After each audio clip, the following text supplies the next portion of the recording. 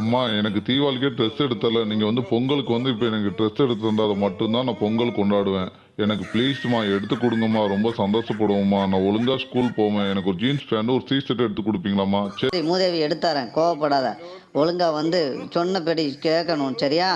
இந்த தடக்க அந்த மூஞ்சிய தூக்கி வைக்காத. ரொம்ப ஆக்கமா இருக்கும் உன்னைய பார்த்தாலே. எங்களுக்கே இந்த தடக்க பொங்கல் பரிசு ஒண்ணுமே தரல. அதனால உனக்கு நான் எப்படியாவது ரெடி பண்ணி தந்துருதேன். நீ ஒழுங்கா சமத்தா இருக்கணும். ஒழுங்கா ஸ்கூலுக்கு போயிறணும். First rank எடுத்துறணும். சரியா? மூஞ்சிய மட்டும் தொங்காத. சொல்லுதேன் திரும்பியும் போடுத. மூஞ்சிய தூக்கி போட்டுருக்க.